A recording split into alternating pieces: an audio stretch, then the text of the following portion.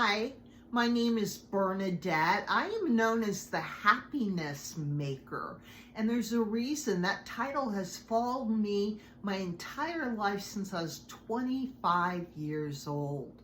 I was on welfare raising a 6-year-old son. We lived in a dark basement with no windows. And I was looking for my first job. I had owned a used clothing store, and I had sold it looking to find real employment, get off of welfare. So I got my very first job. It was working for an electronic assembly. They did component parts. And the very first day on the job, I went in all excited, had benefits if I could only make it through probation. Little teeny squares, these screws going in these components, and I'm shaking and I can't do these little screws. And they tapped me on the shoulder and called me in the back room. We're sorry, this isn't gonna work out. We need to let you go. I was devastated. I had really low self-esteem. Had never really held down a job. I had learning disabilities and I had a hard time any employment. So I'm driving down the road, leaving there, and I am crying. I can't do anything. I can't even hold down a job. Bent from losing my job to totaling out my car, their car, and I had no insurance. So they took me to the hospital for observation and released me. I went back to my dark basement and I decided to call my mom. And I said, would you take my 6-year-old kindergartner and pick him up after school for the weekend? I didn't tell her I lost the job. I didn't tell her I had totaled out my car. I just asked her to take my son for the weekend. And I decided I was going to take my life. I didn't feel worthy. I didn't feel like a good mom. He'd be better off without me. So I'm sitting in that basement room, turning on the TV, getting drunk, drinking rum, solid rum, trying to get the courage up to overdose. And I turn on the TV and the news is on. And at that time, it was 1983. The Ethiopian famine was going on. This is where Michael Jackson, Quincy Jones, Lionel Richie were, we are the world, we are the children.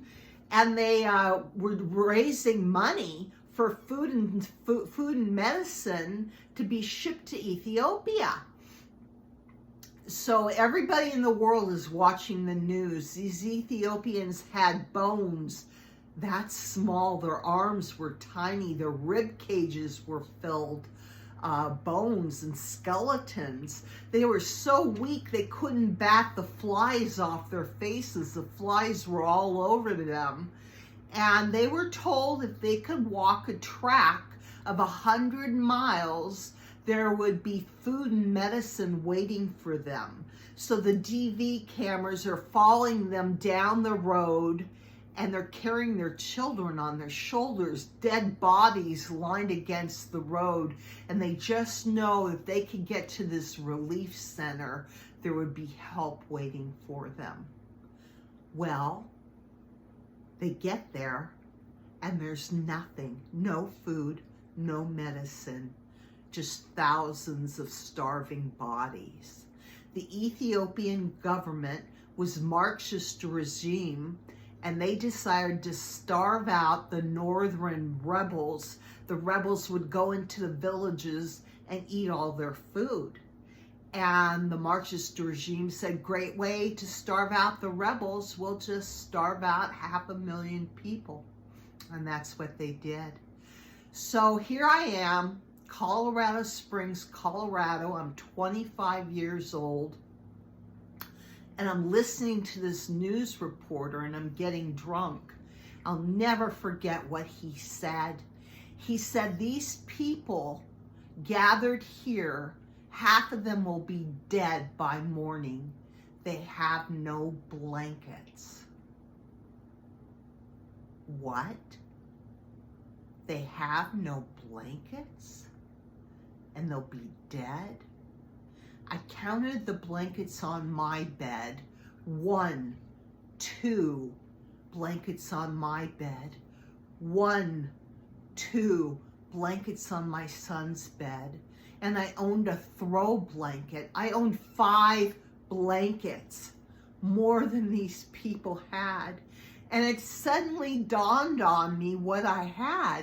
I had fresh running water, flush toilets, wall-to-wall carpeting, and a 6-year-old who loved me.